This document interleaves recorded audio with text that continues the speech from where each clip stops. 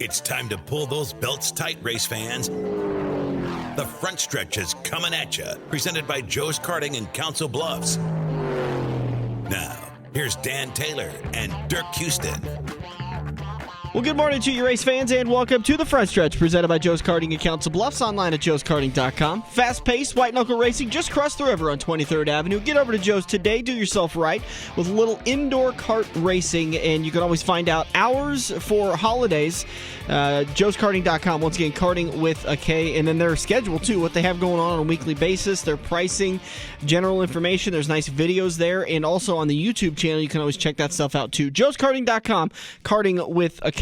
We got a long show lined up for you today, and we're going to take a majority of the time to sit down and talk with two sprint car drivers. One of them is the 2019 Nebraska 360 champion. He's also the Race Saver 305 champion at Eagle Raceway. That's Jason Martin. And then the other one is the president who tried to walk away, but they just pulled him right back in. Old-time racer. His dad's raced in the area. You know, the Bobby Parker Memorial at I-80 Speedway every year. So Dennis Parker's going to join us coming up in turn number 3. And then we're just going to waste your money or your time on a Dennis Parker retirement seminar. Right. Do not. He'll talk a little bit about that. I think I left most of that still in there, but just kind of talking a little bit about the idea behind the retirement and then the way it didn't work.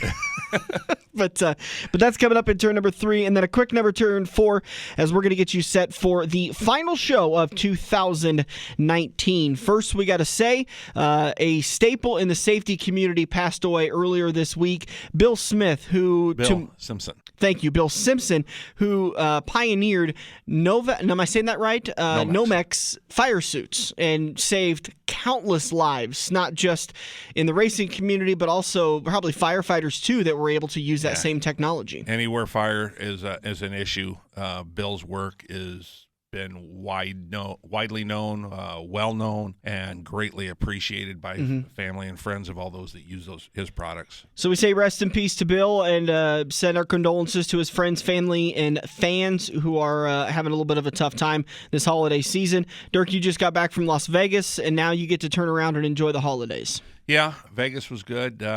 Worked on a few things for the show out there as I visited Counts Customs. We're going to try and get Danny on for an interview. It's a great show, and I even told them I would settle if we could talk to Horny Mike, but neither one of them were on the property at 9 a.m. when they opened, which I didn't expect they'd be, but I took their tour, got some nice things out there. I spent $100 in the T-shirt shop, so it's all good. You get to see our buddy Brendan? Yes, I did. I drove actually straight from Counts Customs clear to the other side of town to South Point during the rodeo season. And first of all, one of my old friends from NASCAR was working as a casino host there now. I talked to her and told me where Brendan was at up in the arena. And if anybody's never been to South Point, last time I was in Vegas, South Point wasn't even built, but it is huge. Mm-hmm. That place is just ginormous. And after taking 7 or 8 breaks in my walk to find out where Brendan was at, I did find him after a 3-hour wait. Still a busy guy, even though he's not driving full-time anymore. Yeah, he was at some big charity luncheon that his mom puts on out there during the rodeo.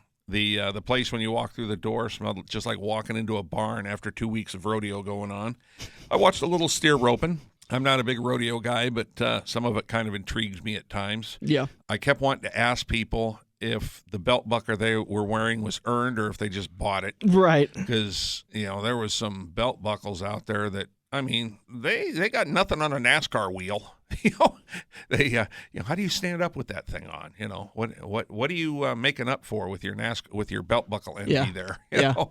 But had a good time with Brendan, and got an autographed hero card for us to put into our booklet and some stuff for a couple listeners that they asked me to get. So, by the way, if you haven't gotten an email from me about your prize for the Pick'ems contest for Rick Havenridge, more than likely you finished outside of the top 60 or you didn't make consistent picks. But you can fire me off an email, and if you want to get 5 items, I'll be glad to send you over the list. Everybody has had their opportunity to get all their picks in, so I think what I'm going to probably end up doing is email all 85 contestants probably tomorrow morning morning or Tuesday morning and say, here's what we have left in the prize vault. Let's clean it out. Send us what you want, because we've still got some really nice things in there. Well, we're going to start over for next year? We'll have nothing? Well, I mean, we still have over 300 autographed items in the closet, or in the prize vault. So we got a lot of stuff left to do, and it's a holiday season. Let's give. By the way, speaking of that, happy early Christmas to those of you that are listening and celebrate the Christian holiday. Merry Christmas out of my mouth. To all those that celebrate a different holiday, happy holidays to you. We appreciate you guys tuning in. We want to take just a couple of more minutes left in turn number 1. There's big breaking news coming out of NASCAR late this week. James Small has been named as the crew chief for Martin Truex Jr. in the number 19 machine for 2020 at Joe Gibbs Racing. He was promoted from lead engineer to crew chief for Martin Truex Jr. We talked about that when we were kind of figuring out what was going to be the next step for that number 19 car. It seems like the path to crew chief comes through the engineers now. Yeah, it pretty much does, but the good part is continuation working with Martin. So he's been there the whole time and knows what's going on. It's not like they brought somebody over from another team and you need new chemistry. But hopefully he can continue on and make pretty much the same calls that Cole Pearn was making, because obviously it was working with him and Martin. Absolutely. And like Martin said when Cole Pearn retired, he goes, he got the most out of me. And that's really tough to do. I remember some conversation about that with Dale Earnhardt Jr., and when Steve Letarte decided to retire, that was a big hit to Dale, because Steve knew exactly how to motivate Dale, how to push him, how to be his cheerleader, how to be his support structure, how to be his critic when he needed to be. Steve understood that dynamic, and when Steve decided to retire and step away from the sport and be more of a commentary, a reporter for the sport, it was a big hit for Dale Earnhardt's chances of winning a championship, because what him and Steve were building together was really starting to work together. But then it all kind of fell apart when Steve decided to retire. Yeah.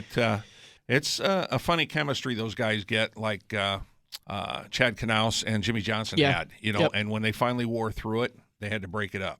Another news story, Ford says they are hopeful, they are confident that the next-gen car is going to be a step forward. Now, this non-manufacturer-specific version of the next-gen car has been tested a couple of times now. It was tested, just a few weeks ago at Phoenix with Joey Logano. Correct. And then so Ford's got a test under their belt, just as Chevy had one with RCR. And that was Austin Dillon that did that test. That was the very first test with that car. Another test is scheduled for Homestead in January, so that's coming up in the next couple of weeks.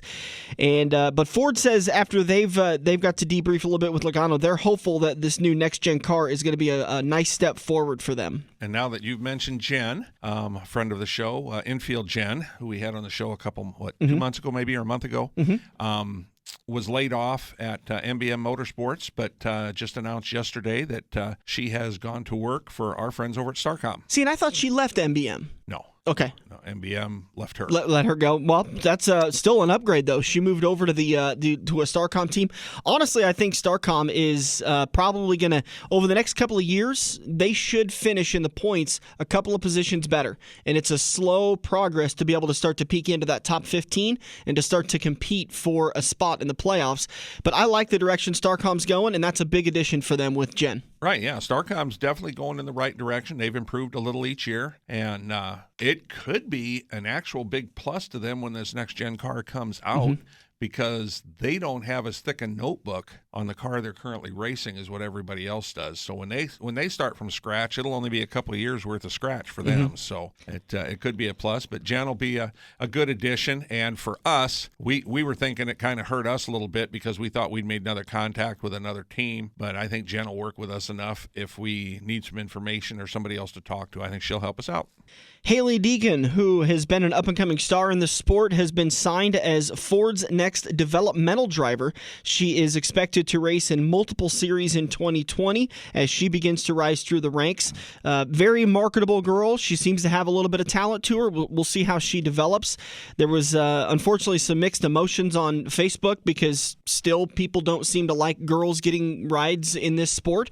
And she's already getting criticized because she's pretty. She got a ride. Well, I hate to break it to you, but marketing is a part of getting rides in this sport and has been for about the last 20 years. Well, and she's won some races at K&N West. Yeah, she's not bad. Yeah, I mean, she's not out there running 30th and all of a sudden, boom, she's moved up. Yeah.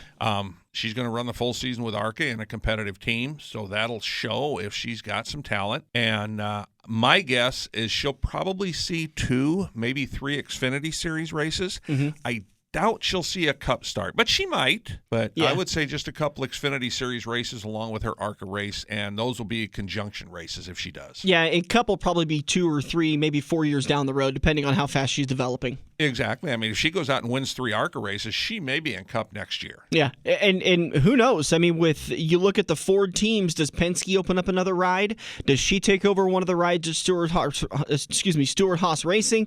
You never know what's going to happen with that, but with Ford on her side, they're grooming her to be up into one of these Cup Series. They want to see her as a marketable person, as a talented driver. They want to see her up in the Cup Series pushing that blue oval around the track in number 1 spot. Yeah, and I mean the marketability. Just go look at an interview with the gal. She talks like she's been in the sport for 50 years. Yeah. Was that her dad that we met at Kansas? Yeah. That's her dad. Yeah, okay, her he's dad's a former the Supercross right. Motocross racer and does all that extreme motocross, them 20-foot in the air backflips and all that kind of stuff. Because, we were talking to him about he should have been the pre-race show at Kansas Speedway. Yeah, everyone that was following him around, he was kind of the show down in the pits that day.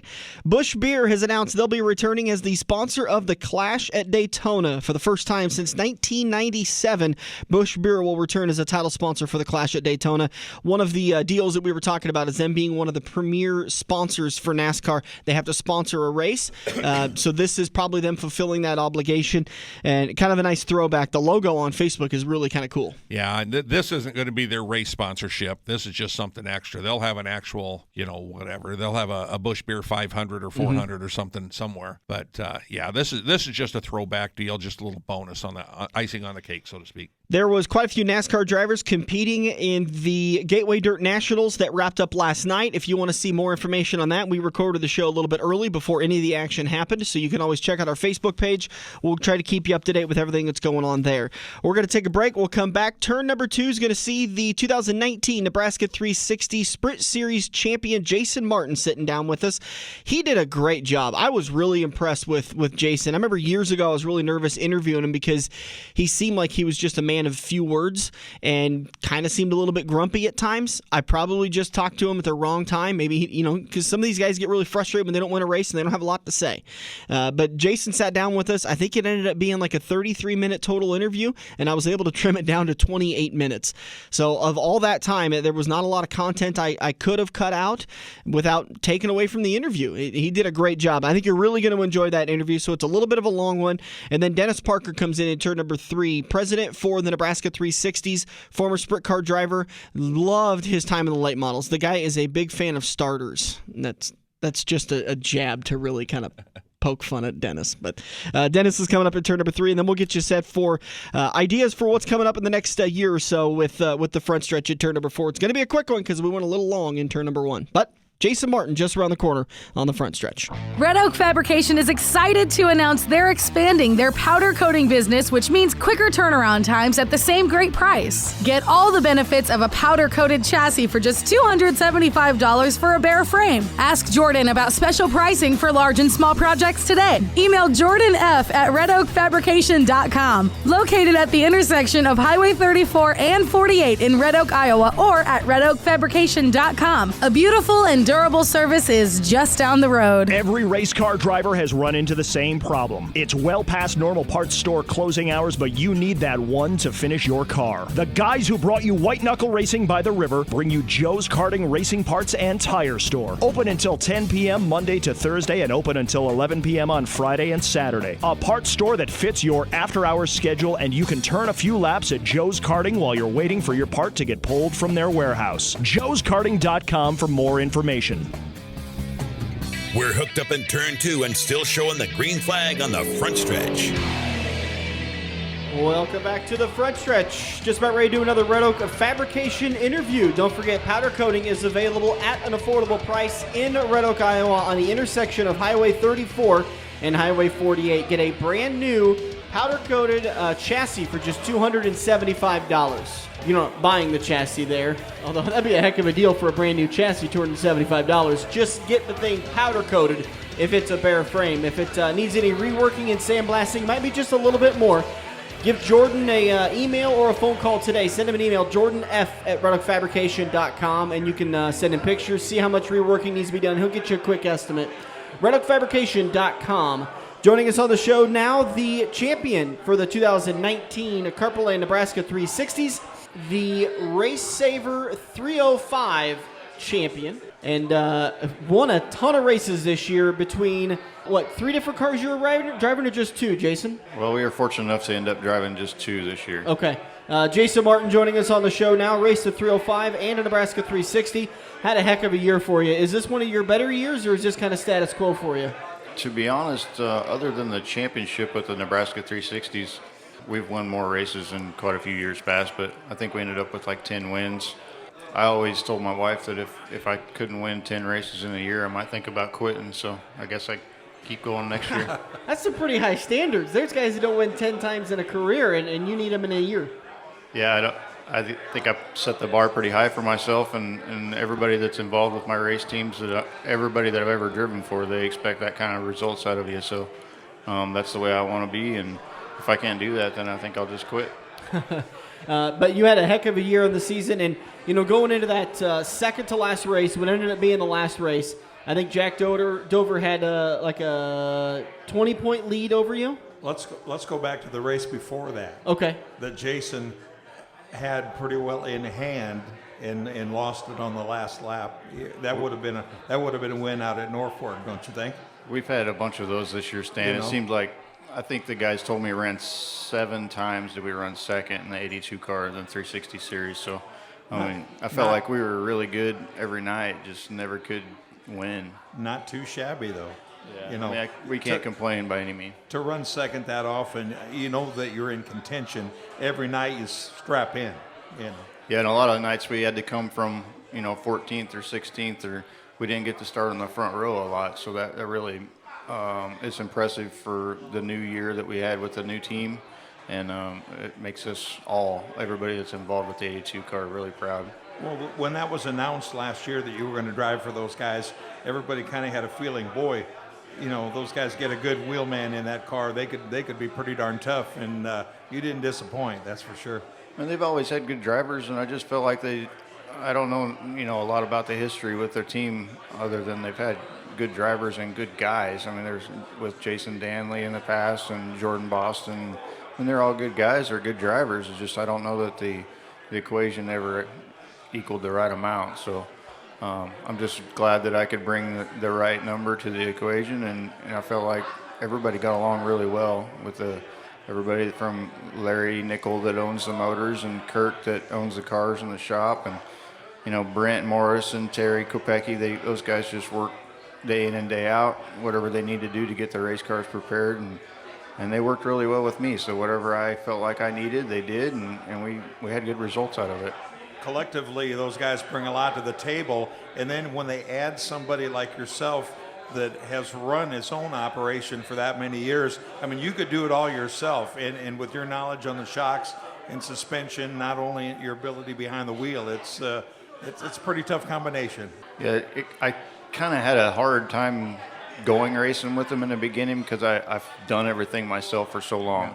And the first couple nights, I just kind of let them do their deal, and I just had to kind of keep my mouth shut because I didn't want to be that guy that walked in and said, hey, I want to do this, I want to do that. I'm not that kind of guy. So the longer we got to know each other and got to racing a little bit, it took us 3 or 4 nights to kind of get going and get the communication back, up at where it needed to be. And once we kind of got this getting the set up to exactly where I felt like I wanted it, and them guys almost relinquishing some control a little bit. Not that they were over controlling by any means, but they actually towards the end of the year, they all just kind of started looking at me like, okay, what do you want to do? So not that I ever want to make every decision, but it's nice to have 3 or 4 guys around that you can lean on and say, hey, what do you think about this? And they're, no, don't do that. Or, you don't have to second guess yourself every night. So it make a huge benefit when you have a core group of guys that can make decisions and everybody's going the right direction. Sure.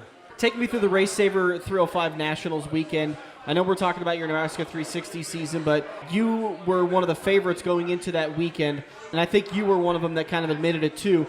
everyone was looking at Jake Bubach. He'd won just about everything that year. Anything he sat down in, he won. When he came into Thursday night's races, Friday's race, he just dominated everything. But you were very confident Saturday night on the microphone, ready to get ready for Sunday's race. Take me through that night and that weekend. I felt like we were as confident as anybody could ever be going into that weekend, period. On the qualifying night, I screwed myself. I was really good running around the bottom, and I just got confident, or comfortable, I guess, not so much confident, but I got too comfortable on the bottom, and I felt like I was making good time, and nobody was even getting close to me, or I couldn't hear nobody, and then all of a sudden it was just a couple, 2 or 3 laps, and Jake drove by me on the top and drove away, and it's just one of them deals. I made a mistake as a driver, and I really, really try not to do that myself, and the fewer mistakes you make, the more races you win, so if I ever want to win 10 races a year, I got to quit making mistakes. So,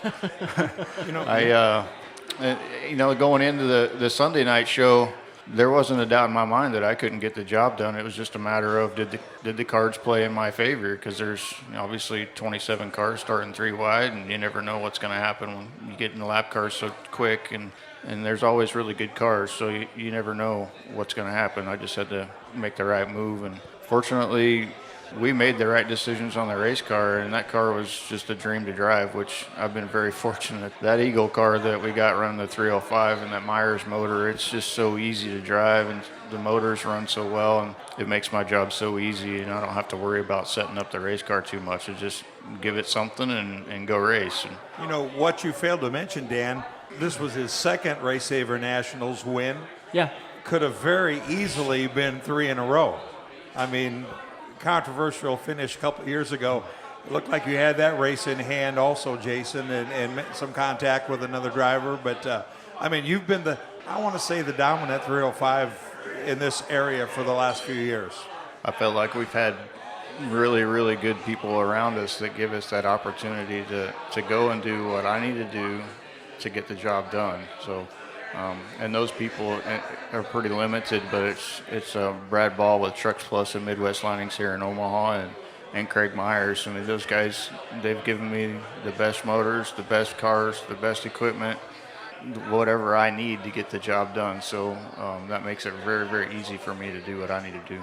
Going back to that race, what Stan was kind of alluding to with the kind of controversial race, I talked to you after that race.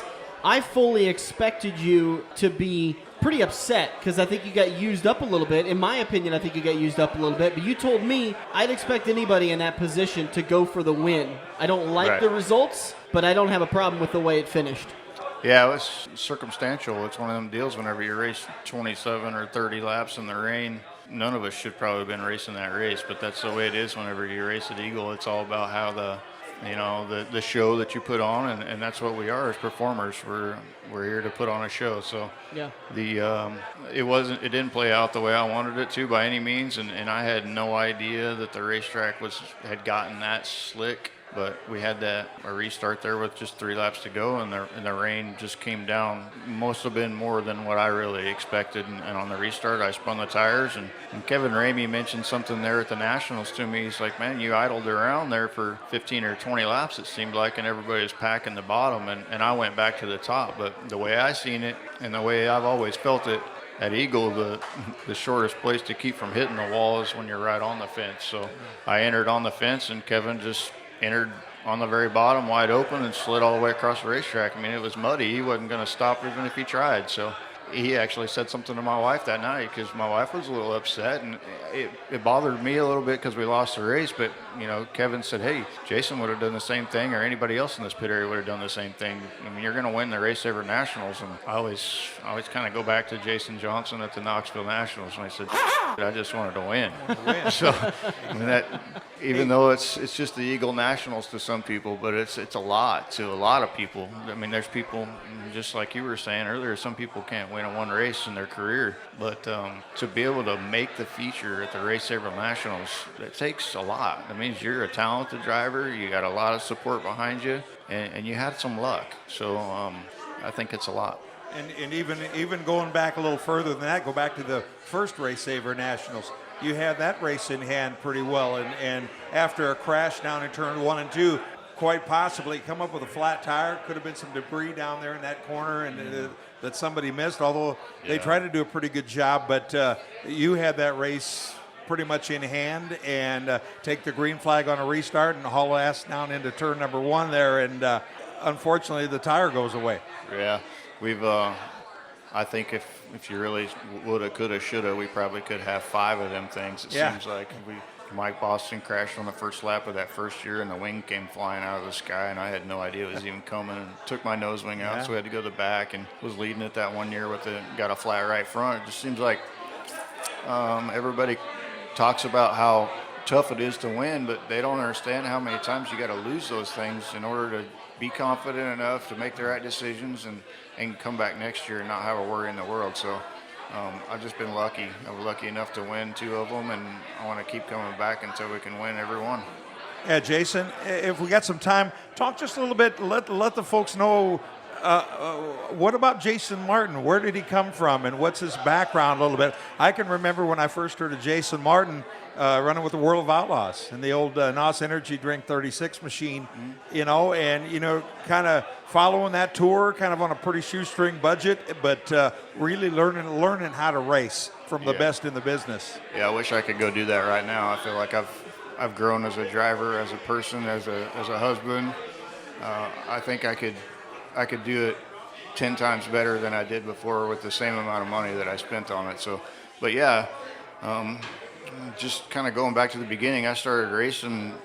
I got my first opportunity in a sprint car whenever I was 18 years old. I raced micros since I was about 13, 14, raced some 600s and did really well with that. And a local car owner right there in Garden City gave me the opportunity to drive his 360 car whenever I was 18. We ran a few races, and my dad just kind of decided, hey, I think it's time for us to just step up to the big cars. So in 2000, we started racing our own car, and we won the Rookie of the Year that year with the NCRA. And I honestly, I kind of been thinking about this a lot. I don't know that I've ran a whole points deal and tried to win it other than that first year and this year. It just seems like every year we've always got something that, whether sponsors want me to go race Knoxville or you want to go do this or go do that. So I've just never really focused on racing for points. At the end of the day, the points checks on the walls didn't really seem to make a big dent in my resume, if you will. I felt like just going out and winning races and getting the most exposure I could and getting experience racing at all different racetracks throughout the country. So that's kind of what we focused on. My dad and my mom and my brother, we'd go race Wyoming one weekend. We'd be in Albuquerque, New Mexico the one weekend, Oklahoma or Louisiana. We were based out of Liberal, Kansas, so it was very southwest corner. So it was literally 400 miles to anywhere to race. So we just hopped in the truck on Thursday afternoon when we got done with work and drove as far as we could to go find the most races we could, and came home on Sunday and went back to work on Monday. So living the dream. Yeah, I mean, that's as an 18 or 19 or early 20-year-old kid, I mean, what more could you expect? Your parents give you the opportunity to go do that, and all they expect out of you is come to work on Monday morning at 8 o'clock and be there and make as much money as you can through Thursday, and so you can go race on Friday. So we were fortunate to have that opportunity. My parents owned a body shop, and I was their lead painter there and did 99% of the painting on all the automobiles and semis and whatever else needed painted. So I would stand in the paint booth all hours of the day and night, working 30, 40, 50 hours, sometimes up to Thursday, just to get some stuff done so we could get out the door and go race. And now you've moved, living in Lincoln now, working for Speedway, right? Yeah, and then it's kind of a funny story. I got to know Mike Long pretty well at Maxim Chassis whenever I ran the Outlaw Tour in 2006 and 7. I always told him that one of these days I'm not going to be able to drive a race car, and I want to be a fabricator. And I always did all my own repair work, and I did a lot of people's repair work back home.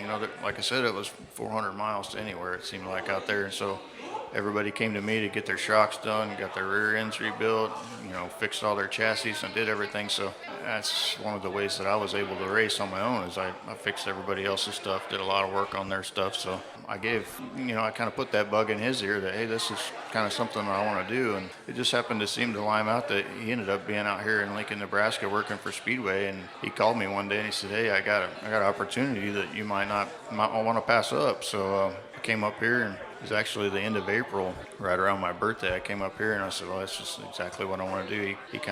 Him and I decided that we were going to just work together on building up that Eagle chassis brand that we just moved from Illinois. And we worked on that for 2 or 3 years and got it to where it's up and going pretty well. And then the Speedway company just, I guess they felt like that I was doing a good job at management, and they wanted me to take on another business that was not doing too well. So they came and pretty much gave me the keys to the Pro Shock brand, and they moved that thing from Indiana back here to Lincoln and said, here, try to make this thing go again. We're struggling getting customers to buy shocks and can't get the product done on time and can't get stuff on the shelf. And they just said, here, try to see if you can make it better. So I feel like we've done a really good job at that, and we've got a bunch of shocks on the shelf and ready to sell for customers, and the guys are winning on them now. So, and they've always won on them. It's just a matter of who's in the right social media presence and whoever's, the trick of the day kind of deal. So Do you think that gives you a little bit of an upper hand? I don't know if it gives you so much of an upper hand. And in my position, I end up having to help, not necessarily having to, because I enjoy it. I shouldn't say I have to, but I get a lot of people that call and want help on their stuff. So 9 times out of 10, those customers don't call and say, hey, guess what? I found this magic trick and it works awesome. They call and say, hey, I suck. What do I need to do to make it go better? Yeah. But So- I learn what doesn't work a lot of times. Yeah. So I get to work with customers all over the country, from Pennsylvania to California to Texas and North Dakota. I mean, everywhere you look, I got customers that call. And so, yeah, I do learn a lot on that side of it. And that's something that's probably the one thing, especially with the Race Saver deal, there's the one thing that you can change. The rules are so tight in that deal that everybody's got the same cars, everybody's got the same motors, and the wings are all the same no matter what. So shocks are something that you can really tune on. And that's, I mean, if I will say there is one thing that probably won this Race Saver Nationals this year, is I worked on shocks. I actually went back to the shock building on Sunday morning before the Nationals and revalved my stuff and changed a couple things. And I knew what I needed, and I changed them, and we won. So I felt like that was a huge asset. And not only on your own stuff, but I know last year you had somebody down there and you were welding at your shop, helping the guy repair his chassis to race last year. I know this year you took a couple of our shocks and did them overnight and brought them back the next day. We were really appreciative for, But that's the kind of guy Jason Martin is. Yeah, that's why I say I shouldn't have said that I have to, because I actually do enjoy it. And 9 times out of 10, the customers like yourselves appreciate it. And it gives me probably more joy than winning a lot of races, just being able to give somebody a good quality part and do a good job for them, and they come back and they're happy. So, Well, there you go. That next year, maybe 3-4 years down the road, when you only get 8 wins on the season, look at all those guys you helped, and you're like, but I ended up getting 40 wins on the year. yeah, there's somebody mentioned that the other day, how many wins I got. I said, well, I think I had 10. They said, well, no, because you helped me on this car, and I know that you're helping that guy. I don't know. I mean, there's a bunch. Yeah. But at the end of the day, I sleep pretty well, so I'm fine. Champions usually do, so just keep winning championships, you'll be fine. My wife says I sleep too well. I go to sleep this time of the year at 8 o'clock at night in the chair. So Isn't it amazing how well you can sleep during the wintertime? especially in my chair. Yeah. Nice recliner? Yeah. So you got one on the bucket list for 2020, heading back down to Belleville and try to get the job done down there. You've been really close again the last couple of years, and maybe 2020 is going to be your year down there. Tell you what, I'm pretty excited about next year. We got a good year underneath myself in the 82 team, and a little bit of don't really know how much I'm going to run the 5X, but obviously if I want to race, I can go race. We'll just have to make everything happen. But that whole month is really exciting for me this year, because Belleville changed their dates, so now we can actually race Belleville 3 or 4 days, then turn right around and go to Knoxville for the 360 Nationals, and then if I could ever get something lined up to go run the 410, I could race the 410 Nationals again. So I mean, And you got Oskaloosa in there, and there's a month. Everybody always talks about the World of Outlaws and the month of money, but there's a month there that, and then 2 weeks right after that, it's actually the Eagle Nationals. So you were talking earlier about chasing points. Talk a little bit about the Nebraska 360 Series. They've put together a pretty good schedule to where the races are kind of spaced out just a little bit and not a really far drive that makes it pretty easy for you guys to hit all the shows. Yeah, it makes it to where you can, a guy that works a job, in which all the guys on the 82 team, they all have jobs where they have to be there 5 days a week, and except for Brent, he works for Ledger, and Ledger goes racing all the time, so it's not too bad for him. Yeah, but I've never actually seen anybody named Ledger work, but I hear they do. Yeah, they do. Well, they say they do. I mean, They say a lot of things. those don't they? guys are good guys, but they obviously have a really good business with that electrical deal there. So I that's think what it's happens a front, whenever but you that's have just a. me. I think it's some sort of a cartel front, but It's I kinda- might be in trouble now. Oh boy. It's kind of the way I have with my job at Speedway with the shock deal. It's worked out really well. Where 9 times out of 10 the customers send their shocks in on Monday, and you don't get them till Tuesday. So Tuesday, Wednesday, Thursday is just thrashing, and then Friday everybody's already got their stuff. So nobody cares if I go race. So everybody's all happy, and you get the stuff done. So, but yeah, no, I'm really excited about the next year in 2020 and kind of getting everybody going again. Like you said, the schedule works out really well with the Nebraska 360 thing, where if you want to and you have other opportunities, you can go race other things.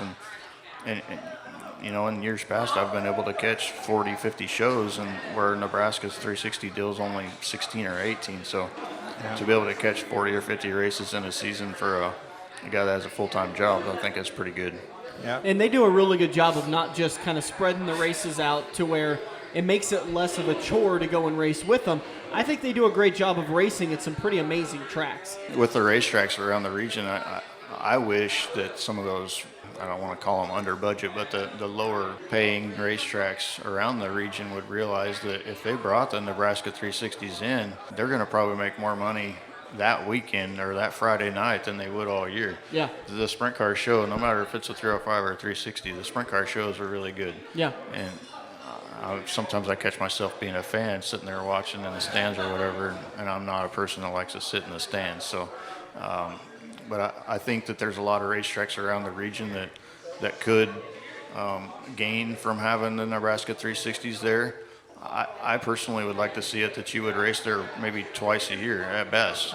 They got it pretty well to where you go to Norfolk twice a year, once in the spring, once in the fall or whatever, and you might go to Park McCool. Jefferson twice. And McCool a couple times. McCool a couple times. Unfortunately, I think 7 or 8 next year at I-80. So and I-80s and Joe and them guys, the Kosiskis, have been awesome for the support of the series, just giving us a place to race. And you don't want to call it our home track, but you do race there a lot. But I mean, I'd say that 75 or 80% of the racers that race this deal all live, an hour and a half away from I-80, so it is pretty centrally located. I'm not a big fan of the big half miles. It's just something that the way that the series, not necessarily the series itself, but the 360 deal, the way the motors have gotten so good and the tires are so good and the wings are so good, it just makes the half miles to where it becomes a really, really, I call it a slot track, where it's hard to get passing going on because everybody's the same speed. And I think whenever you go race on the short tracks, they're a lot of fun, and you go to slide jobs and banging off the cushion and stuff like that. So I mean, it makes it a really good race. But we've had some really good barn burner races at I-80 as well. It's just when the racetracks get slick and the guys' motors kind of go out of the equation and the talent level has to step up a little bit, that's whenever the racing gets fun. that's when it puts the driver back into the equation a little bit more. Yeah, that's like I said, the motors are so good, and everybody's got to have good motors, and that's just dollars going out the window every time you got to get better parts for motors. Yeah. So, and obviously, whenever you get better motors, then you start spinning the tires more, and it just blisters the tires, and you got to put new tires on it every night. You can't just race them 3 or 4 nights like we used to. Yeah, so, for sure, it just adds up. Everything adds up whenever it takes to get these race cars up and down the road. And you seem like you'd be a really good one to ask this question. We asked a lot of drivers this over the last couple of years, but we've kind of gotten away from it. With your experience in the sprint car world and kind of being behind the scenes a little bit, what's one thing you would change about sprint car racing? Anything at all, what would you change about sprint car racing? Man, that's a tough question. I think the biggest thing it's all about manpower to do this, and that's having somebody 10, 12, 14 years ago that would have teched the 360 motors and not let the motor deal get out of control.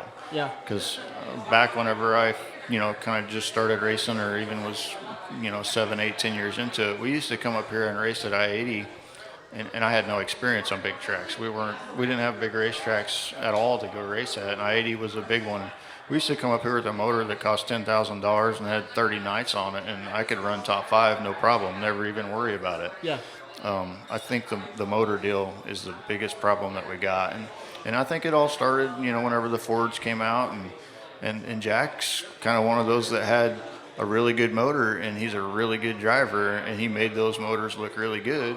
Well, then all of a sudden everybody had to start spending a bunch of money to try to compete with Jack just in this little area. Yeah. So then you got, Ryan Roberts has got Moss motors, and he's got, all the best of the best, and everybody has to keep spending, and it's nobody's fault, and I can't say that anybody's to blame, but I think that if there's something that could change, it would be go back to something that you didn't have to have $30,000 or $40,000 motors, but unfortunately it's not going to happen, because you could say the same thing for the Outlaw deal. When I ran the Outlaw deal, I had 2 motors. One of them was a GB headed motor that was like 8 years old that Randy Hannigan had ran, and it was an old Gertie. I'd freshened it up, and that thing ran. We set quick time twice with the Outlaws with it, and I bet you I didn't have $20,000 in that motor. But today, you're not going to go and set quick time with a $20,000 motor. I mean, you're talking 60, 65 pretty easy for one of them. So I think it's just the way it is. And the biggest thing that we can do as racers and as fans is support the racing, whether it's go to the races, take your family to the races, and support all the races that are around the region, or whether it's if you're a sponsor or if you're a business that's doing well and you want to have some notoriety and some publicity, go see some of these race teams and get some sponsorship on the race car, because that helps keep them go up and down the road, as well as does your business some great good. Jason Martin, driver of the 5X and the 82 machine throughout the area. The Carpetland Nebraska 360 presented by Malvern Bank, 2019 series champion. We didn't talk a lot about that aspect. I think that along with the talent, a little bit of that luck you talked about with the Race Saver Nationals came in. You had some misfortune 3 nights before the points ended. It flipped the other way. What ended up being the last points night with Jack going a little bit too hard into the corner and wrecking his car, and it swung back in the other direction. But a great year nonetheless. You were in the right position at the right time, and you carried on and won the championship. Yeah, I appreciate that. Like you said earlier, it's been a really consistent year, and I can't say enough about the guys that give me the opportunity to drive that car. They show up every night, and we run second, we run third, and that's what it takes to win championships. And we had some nights where we probably didn't have the best of luck, and we didn't get to finish in the top. I think we finished in the top 5 every night, but we didn't get to win. You know what I mean? Or Jack maybe won, and we ran third. Well, I think it's like 8 points for every position. So if I ran third and he ran first, that's 16 points, and it just adds up over a short bit of time. So Jack's a really good racer, and there's a lot of really good racers in this series, and I have a lot of fun racing with this deal. And so it's one of them deals at the end of the night you can go over and kind of bust each other's balls a little bit and go on about your way. Jason Martin, series champion for the Nebraska 360s. Appreciate your time. It's been great talking to you, man. You're welcome on the show anytime.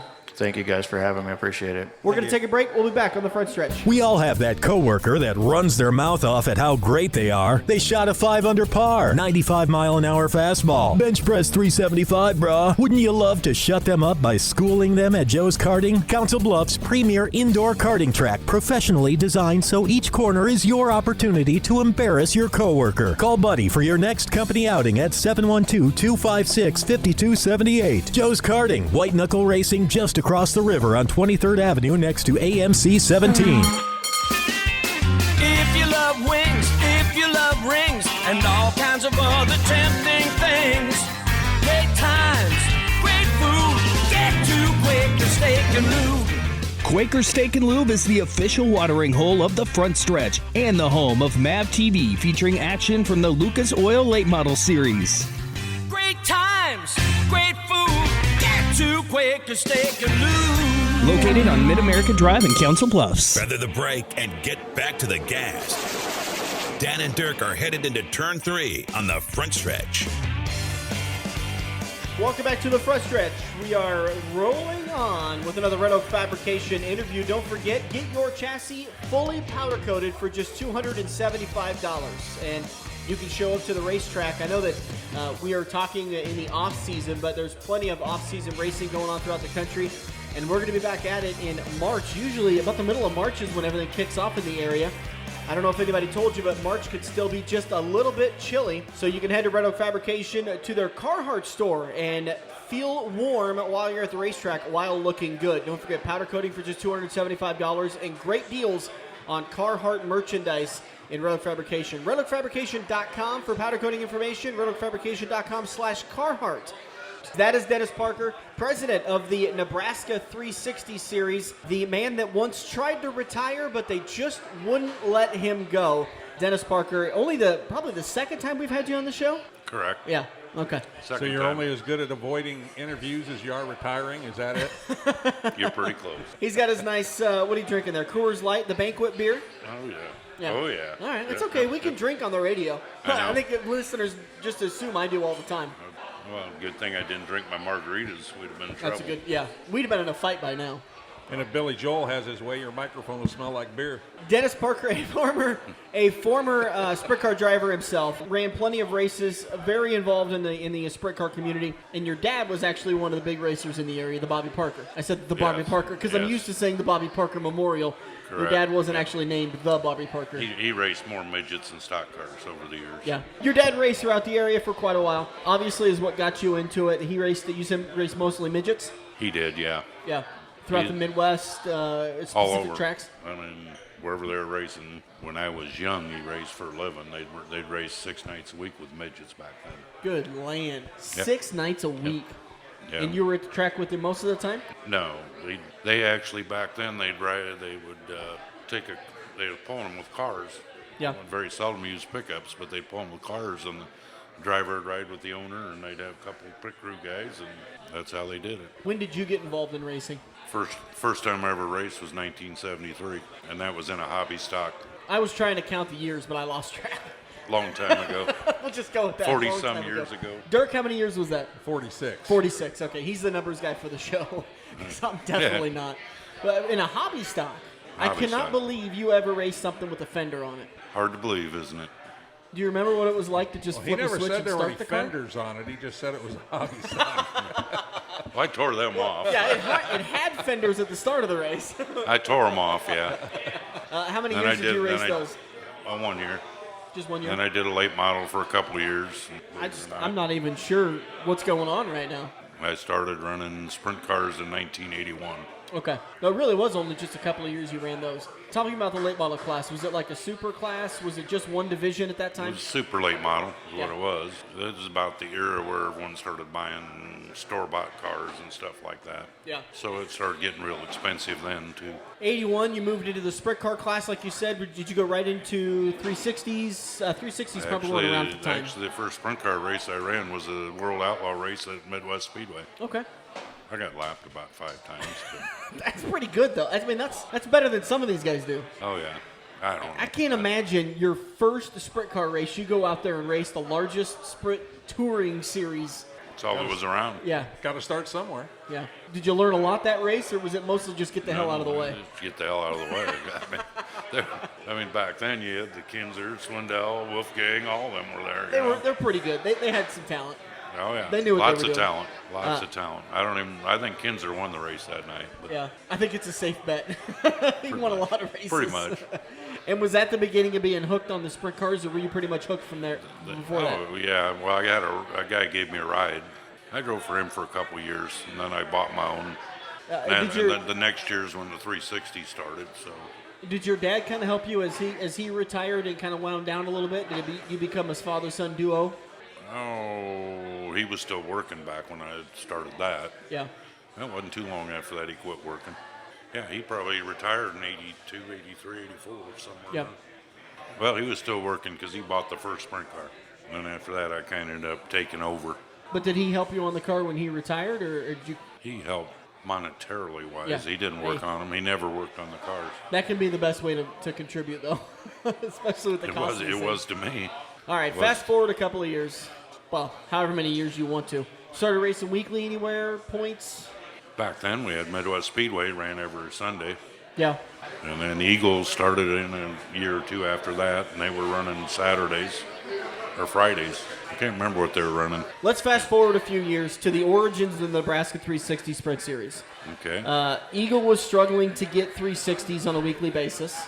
Roger kind of called them out and said, if you guys can't show up, we're going to have to cancel you guys. And you were a major contributor to helping keeping that series at the track. You were trying I was there every week. Yeah, and I believe you were trying to find sponsorship dollars for the class, for drivers to add more points fund. A lot of what Alan Dehigh is doing over at Knoxville right now. Carpetland was with us then before we even moved. You know, we got part of the points fund. We did everything we could, but people just were either running out of money or didn't want to race, or so we stepped off and started this deal.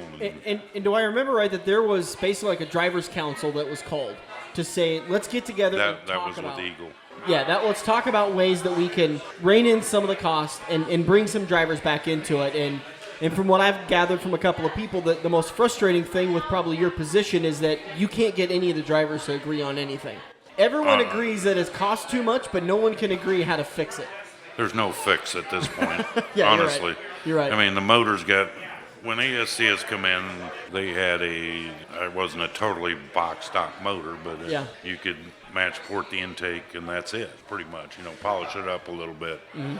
But what happened, the years went on, and I don't want to put the blame on anyone, but ASCS was not teching their national series. Yeah.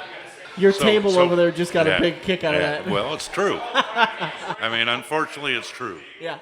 They weren't teching them, so all of a sudden a weekly show goes and races with them, they're getting smoked. Right. So coming back to going on at Eagle, Roger decides to drop the series, and in an effort to keep the 360s alive in the Midwest, you've got together with a couple of people and said, let's create a touring series so that way these 360 guys have a weekly place to go and race. Whether it's at different tracks, whatever it be, let's get together. And you mentioned Carpetland got together and helped you guys out to get the points fund kicked off. Pretty much, yeah. Me and Randy Palmer started it the first year, and then, it was about I was at the Knoxville Nationals, and I got a call, said I'm in the hospital, I had a stroke. Randy did. Yeah. So pretty much after that, I was on my own. Yeah. And he's had... Randy helped you for 3 or 4 years? 1. 1 year? Just 1 year? I felt like it was one, longer than maybe that. 2. Yeah. Okay. He came back, but he's had 4 or 5 strokes. He was successful at stepping away. You were not. I remember. Do you want to talk about that, about the retirement? Because if you don't, we can move on. But I think it's kind of a. I was going to retire. I sold my business and retired. Yeah. You were one to not necessarily. I mean, you just. It's a lot of work when you're passionate and you want to help a series stay alive. You do the dumb thing and you jump in, and I'm not saying you were dumb for doing it, but it's like me with this show. I wanted to start something to talk about racing for an hour a week, and in my head I thought, well, if I talk about racing for an hour a week, it's only going to take an hour a week. Now I'm diverting 10 to 15 hours a week, working on fantasy contests, working on show prep, editing shows, doing interviews.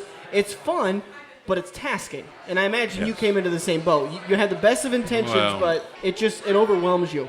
Everyone thinks the race season's over. Well, before I left Eagle Raceway, I had people calling me wanting shows for next year. So you don't have a break. Yeah. I mean, it's a little hectic for now, and then we got our door banquet, and then, that's about racing season. I mean, right. There is no off season. Just because you're the president of a series. Not per se. But, right. I mean, I still talk to track owners and Joe, for instance, that talks me back into coming back every year. So you announced was it the Bobby Parker? Yes. Or was it the Speedy Bill that you announced you were retiring? I don't remember. It would have been the Speedy Bill. I think it was the Speedy Bill.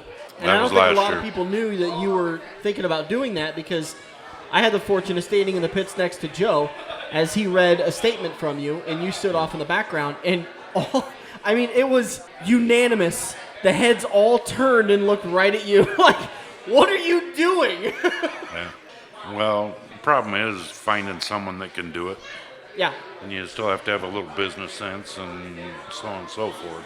Part of the problem with me, I don't like to go ask people for money, sponsorship, basically. Yeah. So that's hard for me, and I have never liked it. Just like the Bobby Parker, we take the purse from probably 9,000, a little over 9,000 to 14, 15,000. I go out and round up that money. Yeah. And that's really hard for me. Well, I think I can empathize with you. I was hoping they would find someone that maybe could do that. Yeah. You still have to have a business sense because, like this year we gave out our loyalty program. And the only way I can make that work is if I had all of our sponsors lined up. Yeah. Because all of our members, if they all showed up, I wouldn't have had enough money. So I'd make sure I had the money. Because if I tell them, you damn well better do it. Yeah. I mean, and they don't you as forget. the president, if you fall short, I'm sure you feel obligated to fill that gap. I don't have the money. Are you kidding? You're a small business retiree. Yeah. You got plenty of money. He didn't try her long enough for his 360 pension to kick in. Yeah. What pension? So you got the series started. Yeah. How many shows did you have that first year? 10, 12? I was gonna say 12. 10 or 12, Yeah. something like that. And the series grew in time, and now it's gotten to the point now where I think you schedule about 20 shows. We're gonna have 22 shows. We're probably gonna have 16. Okay. We're gonna have 16. Problem with us, it's a special show for a racetrack. Yeah. Except for I-80 because they don't care. They'll have a late model or they'll have us. They'll have one or the other. But like we go to Norfolk, we go there twice. It's a special show. They pack the stands. They charge more money. They make money. Right. Like Harlan last year, we went there. They had a fairly good crowd, and he made money. So First they time all in want us back. 20-some years? 20-some years of sprint cars. Yeah. We're going to Denison this year, Oh, no Crawford kidding. County Fair. Great. I really enjoyed watching you guys race of the year. I was able to call the races with Stan. Mm-hmm. I called my races, he called his, and I was in the same booth. That was pretty much the extent of that. But it was a great crowd, and I really enjoyed you guys there. I think it was a great track for you guys. Yeah. Unfortunately, it was kind of rough weather, so it wasn't the greatest crowd. It's not Jason Martin's favorite track. It's not. Jason Martin, you're not a big fan of Denison? It's too big. Yes. Too big. That's right. He told us during that interview. They made it smaller, and it's still big. It's still too big. It's still big. If you drive hard enough, you can actually drive on the old size track. Unfortunately, there isn't a lot of the small racetracks around like Jason likes. I loved them too. Yeah. That was my favorite. Yeah. We had Butler County, and they closed up. We had, about it for the small tracks around here. You got Norfolk. Well, and you've got Eagle, Off-road which hasn't been very welcoming to the 360 series. We've had in two years shows past. there. We've had 2 shows there. Any big changes for 2020 that you can let us know? I know you've got the schedule pretty much worked out. I got 13 shows, I think, figured out. Aiming for 16, you said? Mm-hmm. Aiming for about 16? 16 around there. You always lose a couple to rain, so Right. we're going to have a couple at Knoxville again. And I haven't got them lined up. Domer with McCool Junction Motor Speedway. I-80 a few times. I know you were there. I-80's 8 times. We got 8 of them in I-80. Are you guys going to 7, possibly 8. That's about it, I think. You mentioned Crawford County getting on the schedule. Are you going to be back in Harlan? County, no. That's still up in the air yet. He still hasn't signed a lease on the place. Okay. He's still working with the fair board. Okay. The last I heard. Any other new tracks? Are you going to go up to Park Jeff? We got one. There'll be a points race at Park Jeff. We got 2 on the schedule. One's their South Dakota Nationals, and then we got one May 23rd, I think. After that, they're going to close up and put new grandstands in. Yeah, my thought exactly. Yeah. You're listening on the radio, so you couldn't see his expression, but I think everyone's a little confused by that decision. But great that they're adding money to the track. It's great. It needs them. I mean, it needs new stands. Yeah. But, excuse me, you'd think you'd be doing it in the off season. I know. But I guess he hasn't even got the stands yet.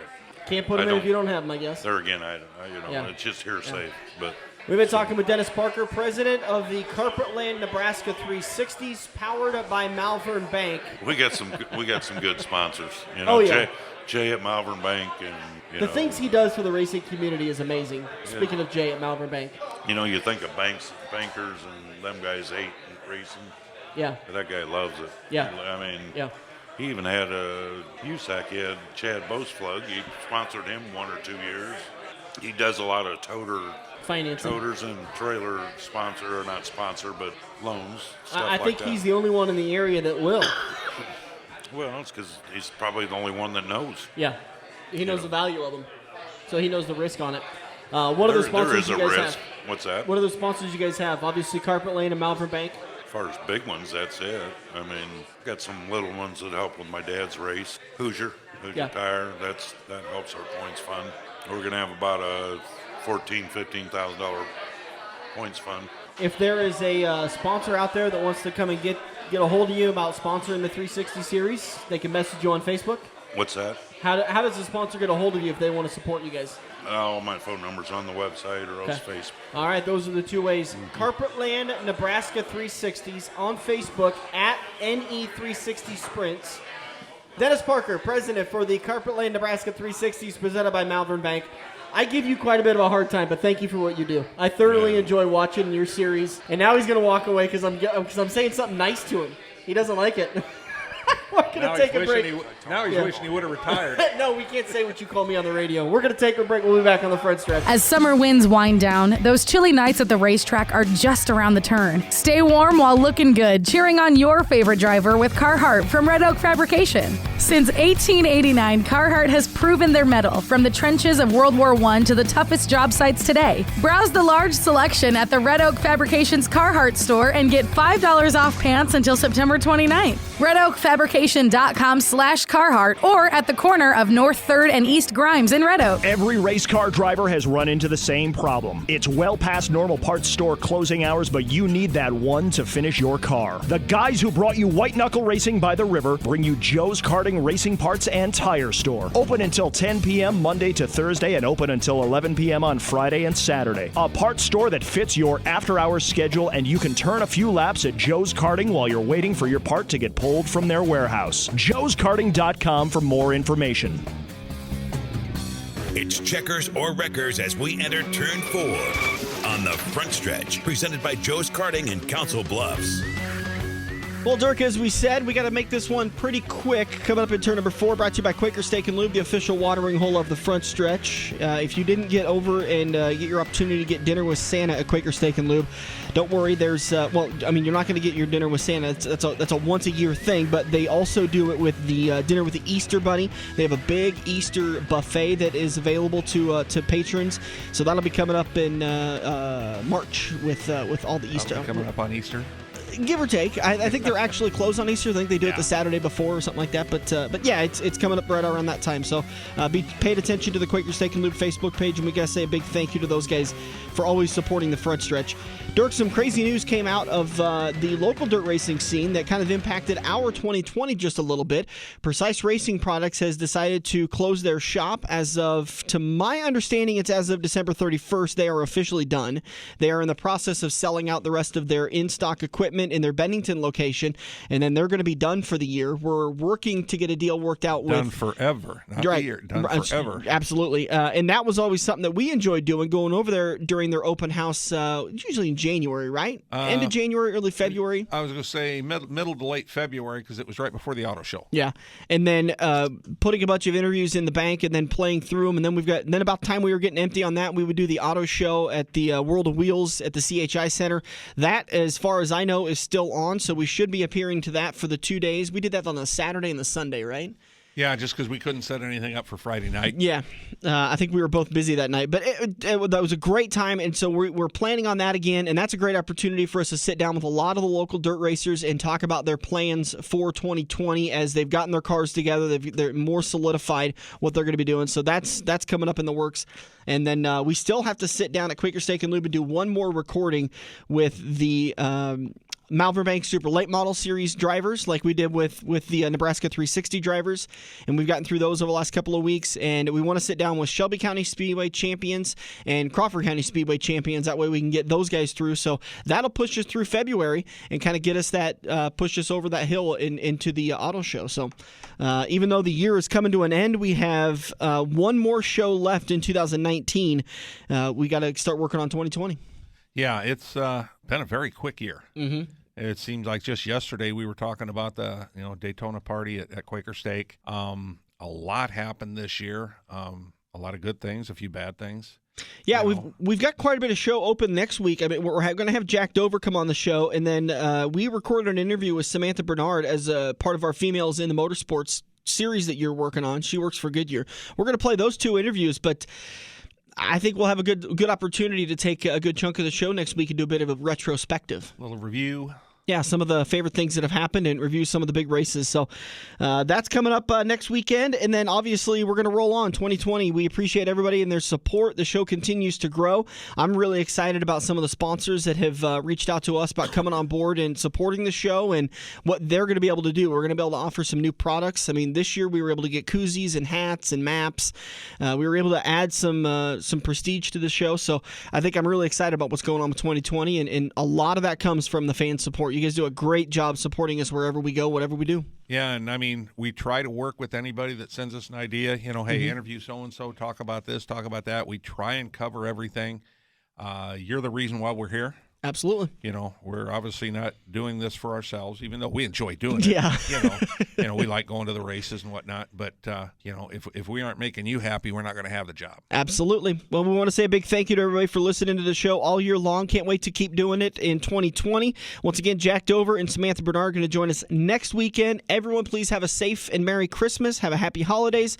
We'll talk to you next weekend as we do it all over again. For Dirk Houston, I'm Dan Taylor. This has been The Front Stretch on AM 590. The official watering hole of The Front Stretch has you covered any day of the week with the best wings, great burgers, and amazing steaks.